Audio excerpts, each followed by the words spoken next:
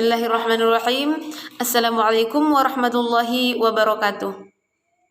Hamdan wa syukrulillah wassalatu wassalamu ala rasulillah amma ba'.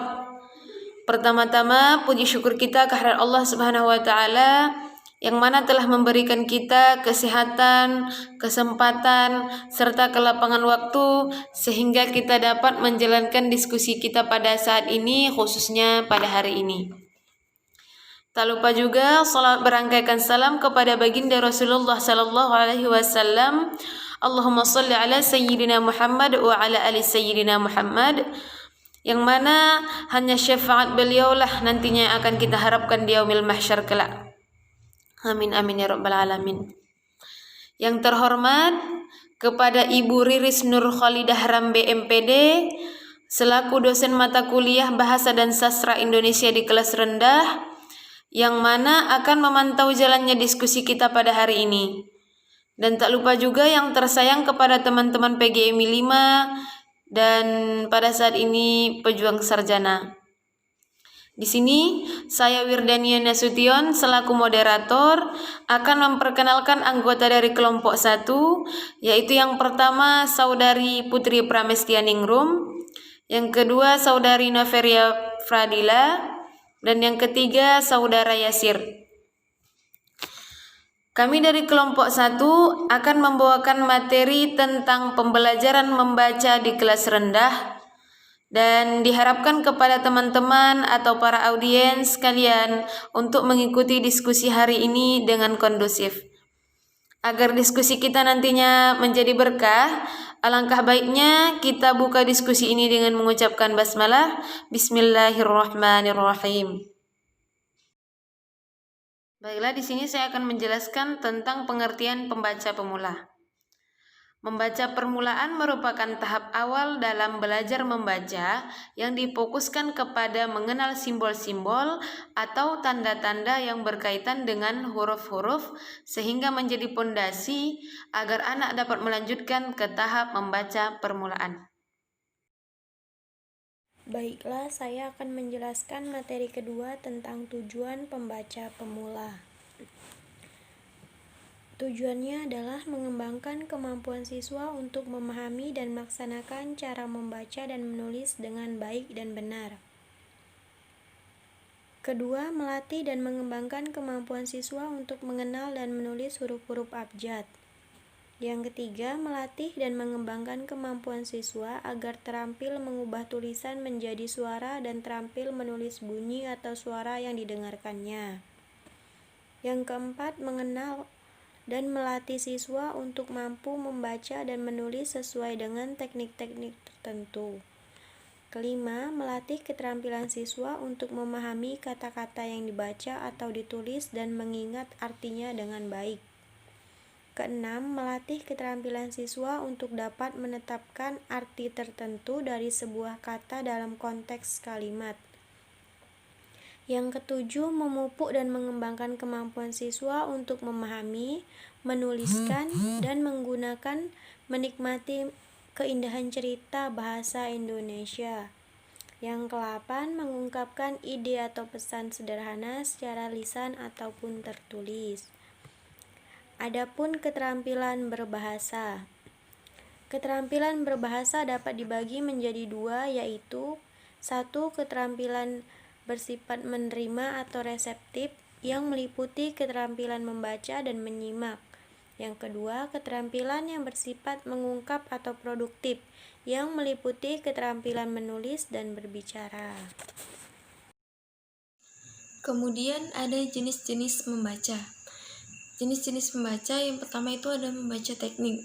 Membaca teknik adalah salah satu jenis membaca yang menitik beratkan pada pelafalan kata-kata baku, melakukan kalimat dengan benar, pemenggalan kelompok kata dan kalimat dengan tepat, menyesuaikan nada, irama, dan tekanan, kelancaran dan kewajiban membaca, serta jauh dari ketersendatan, kesalahan ucap atau cacat baca lain. Membaca teknik dilaksanakan dengan bersuara. Oleh karena itu, membaca jenis ini memiliki manfaat ganda baik untuk pembaca ataupun orang lain. Para siswa harus dapat membedakan secara jelas intonasi kalimat berita intonasi kalimat tanya, intonasi kalimat seru, dan sebagainya. Kemudian ada membaca dalam hati. Membaca dalam hati pada hakikatnya merupakan kegiatan membaca bagi orang yang telah dewasa rata-rata. Apabila sudah meninggalkan bangku sekolah, kebiasaan membaca yang mereka lakukan bukan lagi membaca nyaring atau membaca bersuara, tetapi jenis membaca dalam hati. Jenis membaca ini melibatkan dua sarana kelengkapan hidup setiap manusia, yaitu mata dan ingatan.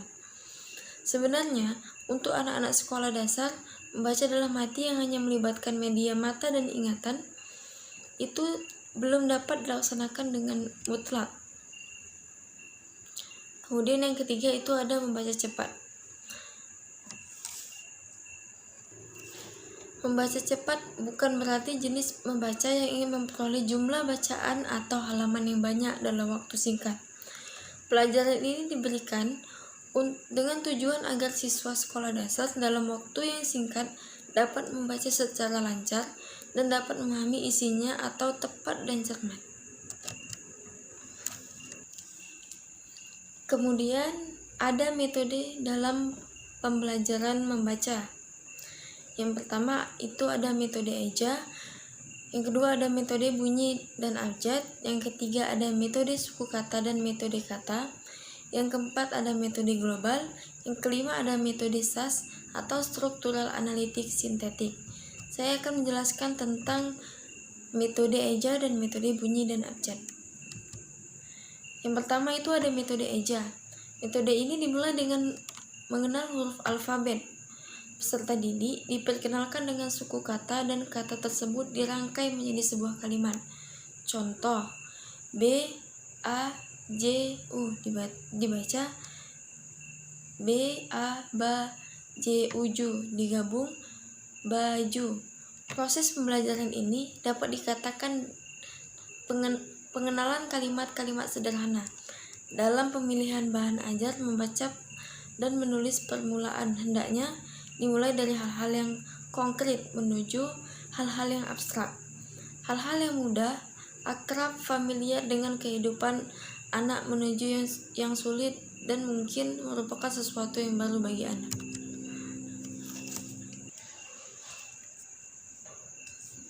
Nah, kemudian yang kedua itu ada metode bunyi dan abjad.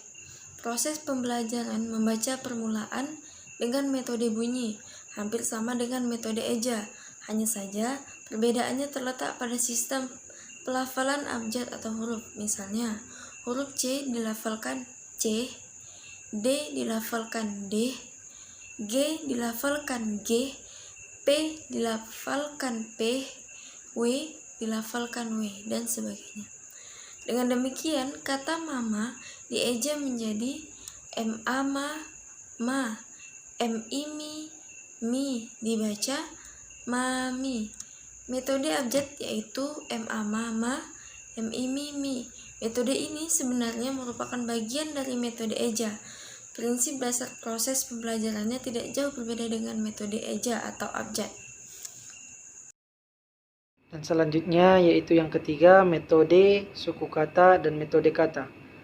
Proses pembelajaran membaca permulaan dengan metode ini diawali dengan pengenalan suku kata seperti ba, bi, bu, be, bo, ca, ci, cu, ce, co, dan seterusnya.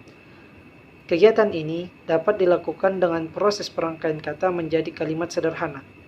Contohnya, keaka, keiki, kaki, keuku, deada, kuda, beaba, ceaca, baca, beubu, kuu, buku, baca, buku. Dan yang keempat ialah metode global.